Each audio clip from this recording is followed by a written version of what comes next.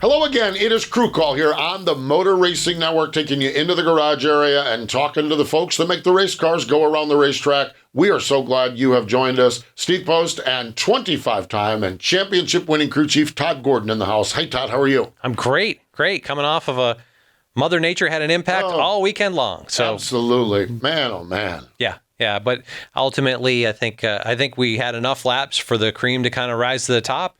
Christopher Bell and Adam Stevens coming out of Charlotte with a victory in a really good run that they executed all weekend. They really, truly did. 36th career Cup win for Adam Stevens, and they were at the front of the field most of the day. They have rebounded from a brutal month of April. My gosh, listen to this, Todd. April, 37th or 35th, 17th, 38th, and 34th. I think they've rebounded well. 6th, 13th, and a win now. Seems like that 20 team is back on their high horse. Yeah, they're coming back, and they executed a perfect weekend. I'd say they executed on Saturday, top 5 starting position, and really never ran out of the top 10 all day long. Didn't have anything. They executed pit road. I think they had 2 pit stops in the 10s, and all the rest of them more than 9-second range. They put the race together on Saturday, put themselves in position, executed through the race on Sunday with a good fast race car. I wouldn't say necessarily the fastest race car, and Christopher Bell said that in the rain delay, but they did what they had to, got their victory. I have a couple other attaboys I want to get to, but I want to talk about execution under this and kind of a bigger topic, radar racing. Okay, Mm-hmm. we're running against the weather, okay? And what is that, as a crew chief, when you realize that not only we're talking rain, we're talking lightning holds as well, It's changed. What is that like as a crew chief? What is that like? And the lightning holds have become an even bigger question mark. At least before, we used to be able to look at the radar and anticipate how the storm's moving. We'd look at vectors of the front edge of the storm. We'd have it down to probably within 3, 4, 5 minutes of when that rain was going to get to us. So we knew what we were racing to. You can have a lightning strike when it gets within 8 miles. I mean, that lightning strike could change that 20, 30 minutes. So interesting pieces. You know, Brad Keselowski finished second, started 30th, drove forward. I don't know that they had enough tires to run 600 miles because they were planning on the race of coming to a rain halt. So, and he talked about that in his interview. So there's opportunities like that, but you've got to, as you see that picture unfold, you've got to take opportunities and you've got to make sure that your drivers are aware of where we think we're racing to, because the anxiety and the kind of level of aggression needs to be tempered to what the end of the race is. We saw that at the end of the race. Oh my gosh, Brad was on stun trying to get around Christopher there at the end of that thing. And and William Byron. Oh my gosh, he actually made the pass in the grass. That was literally, I mean, we've talked about that for years, and Earnhardt even said, that wasn't a pass. He knocked me down there in the grass. I just kept my position. But I guess it was a pass in the turf, because they've now got turf instead of grass there. But a really aggressive move off turn 4 took both Tyler Reddick and Ty Gibbs past 2 of them coming to, and that was with a handful of laps left before the lightning delay. That's the intensity. The pass in the grass is the intensity on it. I even go back to the pit stop, okay? Yeah. We always talk about the money stop. We always talk about that caution with 20 laps to go. This is the money stop. Yep. Not in a rainy,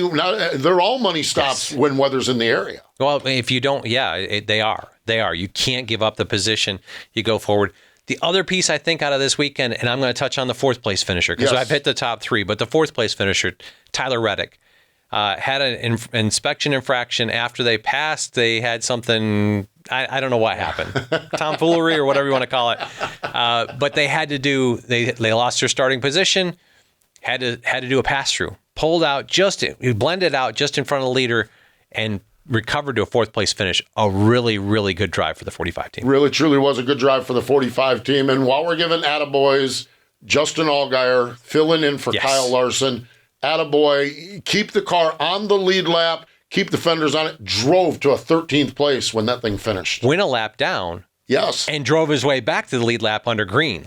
He went up and passed William Byron. Yep. It was impressive. I thought he did a really good job. Speaks for the quality of race car that Cliff Daniels prepares over there at Hendrick Motorsports. But Justin did a phenomenal job in doing everything he can to a 13th place finish. Yes, absolutely great stuff at Charlotte Motor Speedway. A couple other winning crew chiefs. Greg Ives picked up the win with Chase Elliott. Greg's 7th Xfinity Series crew chief win. He won 2 this year. He's won with Larson and with Chase Elliott. A great strategy call. Keeping a set, not taking a set of tires early, having the set that nobody else did late, put them in position. Bolt them on and feel like Superman out there, no doubt about that. And Bono Mannion. Nick Sanchez picked up the win in the Truck Series. Bono has 33 wins in the Big 3 Series, 5 Cup wins, 17 Xfinity Series, and that makes 11 Truck Series wins. So kudos to Kevin Bono Mannion for getting the win as well. We're going to talk to another one of our favorite crew chiefs who wins a lot of races. Danny Stockman's going to join us. Danny with Jesse Love up at Richard Childress Racing. We're going to do that in just a moment. Also want to remind you, please like, subscribe, share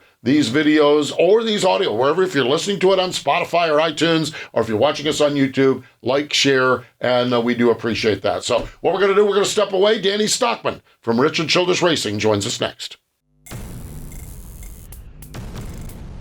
Welcome back. It is Crew Call here on the Motor Racing Network, and let's get right to it. Up to Richard Childress Racing we go. Talking to one of our buddies from the garage area, crew chief for Jesse Love on the NASCAR Xfinity Series, Danny Stockman Jr. joins us. Hello, Danny. How are you? Good morning. How we doing, gentlemen? We are doing well. How is everything in Welcome on this lovely, lovely morning? Well, it's for me and for the Xfinity office here. It's pretty quiet. It's been a long, short week. We're getting ready to head to Portland and then Sonoma. We'll be gone for about 9 days. We're not coming home. We had a lot of preparation the last few weeks, and we're ready to go.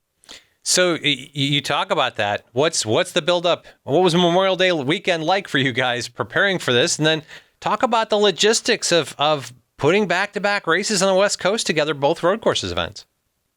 Yeah, it's Memorial Day obviously is very special to our country, and for whatever reason, in racing, there's been very few that I've been able to enjoy. So we actually worked on Sunday and worked Monday, and it's when you go to these West Coast, and especially when you have 2 back-to-back road courses, then the hauler has to leave, Tuesday morning to make sure that it gets there on time. It's it makes for some extra work. So people don't realize the logistics of this whole NASCAR circus. It's difficult, and to make all this happen, it takes a lot of work behind the scenes and to put on all this fun for the fans. So there's a lot that's got to be done, and a lot of these teams work.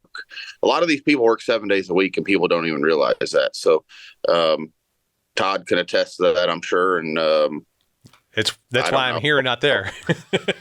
Yeah. Yeah, exactly. So I still enjoy it.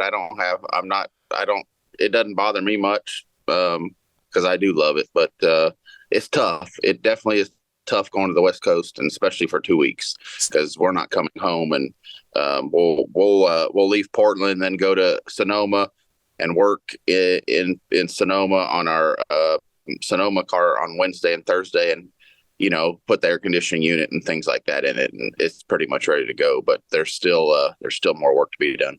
So you've prepared 2 primary cars basically in the trailer, the primary Portland cars in the back of the trailer, the primary Sonoma cars in the front of the trailer, and you'll go to the racetrack in Sonoma, kind of pick up the hotel early there and do all the final preparation and turn around from one to the other?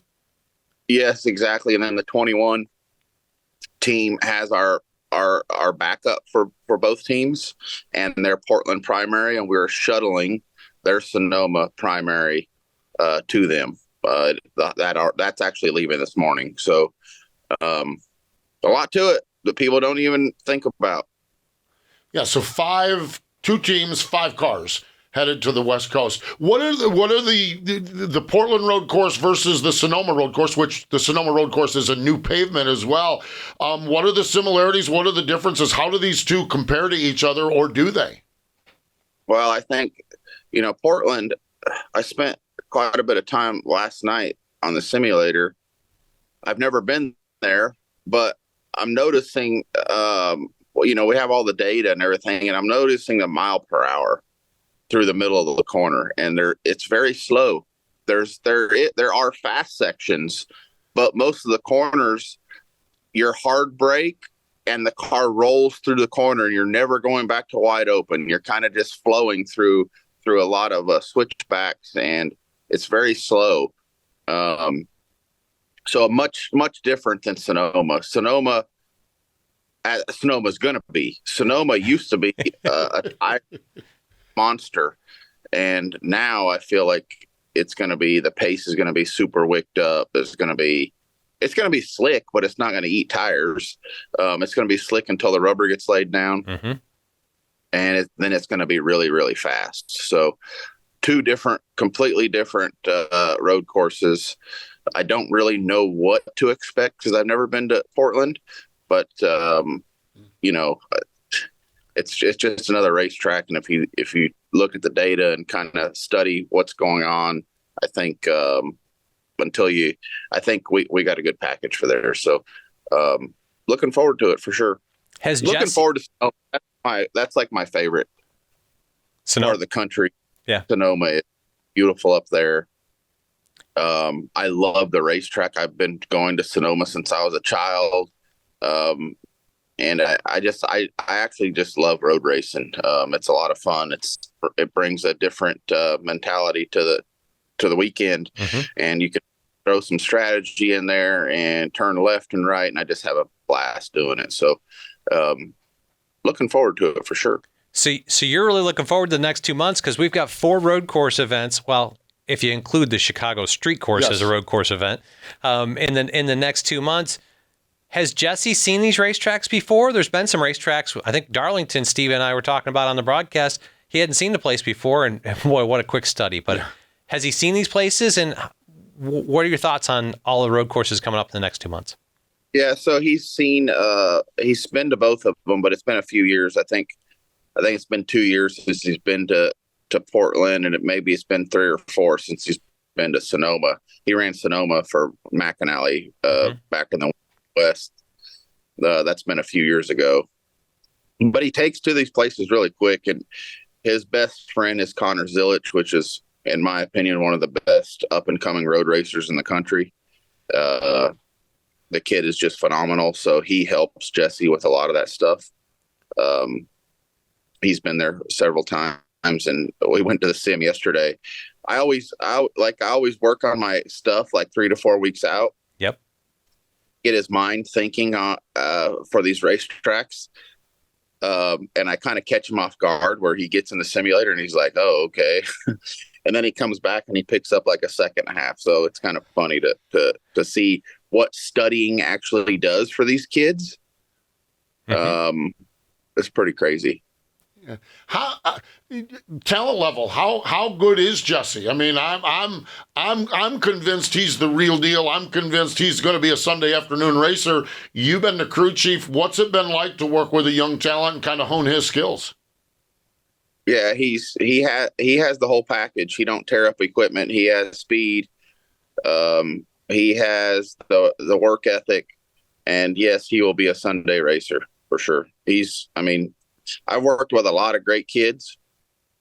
It's hard to pinpoint who's better, who's best, all that good things. But he's definitely up there at the top of my list for sure. So as you sit here, one of the things I think that Jesse, we talk about the racetracks he hasn't been to, but he hasn't been through the playoff format that we've got on this side, I don't believe. So how do you prepare him through this summer swing for what is the playoff format? So like we've had a really good start to the season. We had a flat tire at Dover. We were going to run in the top 5 there. And last weekend we had an unfortunate, which is really crazy, power steering issue, where a fitting actually broke on the pump, which is absolutely crazy to me. So in the last 3 weeks, 2 of them have been kind of mushy. But as far as the playoffs, like literally we go into the weekends, our mindset is to optimize the day. Yeah. And what I mean by that is we all want to win, right? Well, at the end of the day, you get, a third through the race, you kind of know where you're at, and you still work on your stuff to try to make sure that you're optimizing it. But what I mean by optimize the day is that if you got an 8th place car, let's run it 7th or 8th. Let's not try to overdo it and finish 15th. And that's what I preach to these young kids. I want them to run all the laps. I want them to try to limit the mistakes, and I want to run where we belong. And for that day, if it's an 8th place car, let's run 7th or 8th. Let's not try to outdo it and try to run 3rd and wreck doing it. And that's what I preach to these kids. And going in the playoffs, we're going to try to optimize our stage points. We're going to try to optimize our day. And at the end of the day, if we do our jobs in that, we'll make it. We'll make it, hopefully. And we got some work to do. We got some work to do on our front ends to keep them turning a little bit. Our communication is really good, but last weekend I over adjusted on the car after the first stop and got us behind a little bit. We talked about that yesterday and are trying to figure out what I need to do to understand what he needs in the car. And like I said, I over adjusted on the car last weekend. And when you get in the playoffs, you can't do that because you can't mess up one stop because you just get farther and farther behind. So those are all the things that we're working on at this point in the season to make sure that when the time's right, we're hitting on all 8 cylinders. No doubt. That is the challenge. Danny, for this year, it's probably been like a reunion for you. You spent 2010 to 2019 up at Richard Childress Racing, and then you went to Kyle Busch Motorsports and spent 4 years over there. The return to Richard Childress Racing, a great picture of you and Richard in Victory Lane at Talladega. Just what has that been like for you personally to get back to a very familiar settings? Yeah, I love it here. There's a lot of people that I trust here. There's a lot of people that I call family here, and I just don't plan on going anywhere else, to be honest with you. This is where I like to be. I love the Dylan and the Richard and the Childress family. We need to be better though. Like I'm a little bit frustrated with how things are kind of going in certain aspects, and someday hopefully I'm a part of trying to make those decisions on what do we do, what we need to do to be better. So I love it here. This is a great organization, and we just need to be a little bit better right now. So as you look forward to and that's a great piece, and I understand the relationships and getting back to people that you believe in and you have relationships with. It's a comfort area. As you look through the rest of the season, the regular season before the playoffs, what do you talked a little bit about making your front ends better, but what parts of the racing craft do you guys want to focus on trying to get yourself in a better position going into the playoffs? So one of the things, the most important thing on my mind right now is longevity. Like our cars, our cars are really fast. They make a lot of speed. They drive good, but I want my cars to last from lap 1 to lap 45. That's our stages basically, right? Well, I feel like our cars right now, the balance is not staying where it needs to from lap 1 to 45. So that's a little bit concerning to me, and we're going to go work on it, and we're going to get it figured out so that when the time's right, it's all clicking. So that's the main issue right now. I mean, I can make the car drive good. That's not the issue. Our cars have plenty of speed, but from lap 1 to 45, that's what's important. It's not lap 1 to 10. It's not lap 35 to 45. It's that whole run. You got to be consistent through each stage and through all these racetracks. So that's what we're focusing on, the 2 team right now, and trying to figure out what that balance needs to be to fire off and end at the same time. So, it's not difficult. This is all stuff that you go through when you have rookie drivers trying to figure out what they want in their race car. And it's just part of it. part of it, and part of it that you guys are doing well with, and I know you'll continue to have success as we move forward. Danny, it is always a pleasure, whether we catch up with you in the garage area or catching up here via Zoom call. We appreciate the time as you get ready to head west here for a period of time, but thanks for joining us here on Crew Call. Thank you guys very much. You guys have a good morning, and we'll see you soon. Thank you. There we go. That is Danny Stockman joining us from up at Richard Childress Racing. Stay with us. More Crew Call in just a moment.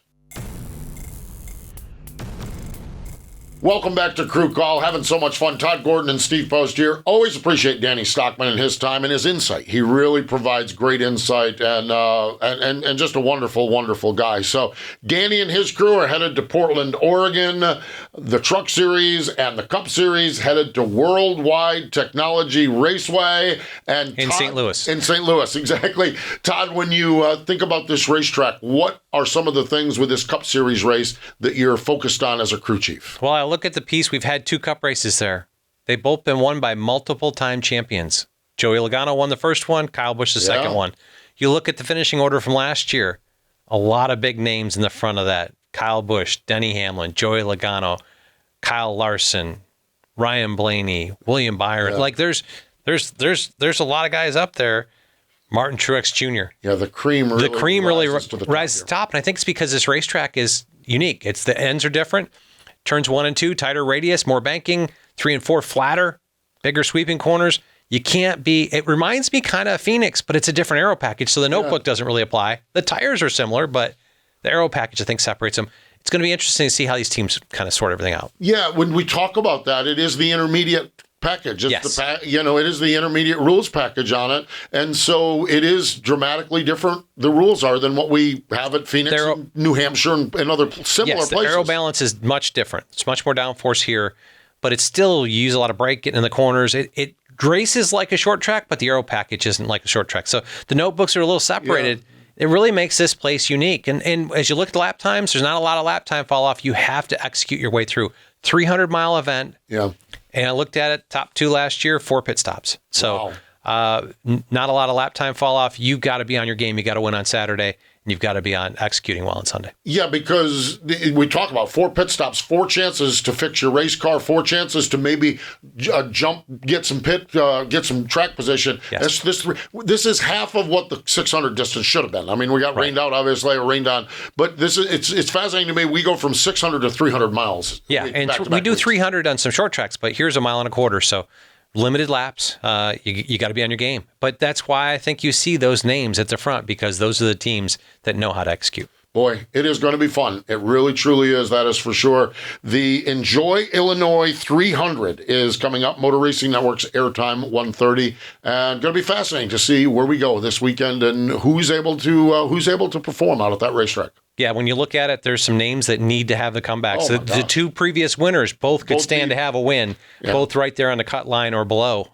See where it goes this weekend. Yeah, absolutely. Kyle Busch, the reigning champ of this race. Joey Logano was the winner 2 years ago. And yeah, those are a couple teams that could certainly use a trip to victory lane. Yes. Man, oh man. Going to be good stuff, that is for sure. We have a busy weekend on Motor Racing Network at Worldwide Technology Raceway. We start at 9:30 Eastern Time on Saturday morning with Cup Series practice and qualifying. It is the Craftsman Truck Series, the Toyota 200 from Worldwide Raceway Technology. Then we go west. Dan Hubbard and Mike Bagley on the call from Gateway, or from Portland International Raceway. All of our racetracks are coming together here. The Pace Office Automation 147 for the NASCAR Xfinity Series. And then Sunday, 1:30 Eastern Time, it is the Enjoy Illinois 300 NASCAR Cup Series from Worldwide Technology Raceway. It is going to be fun here as we roll along. The summer stretch is upon us.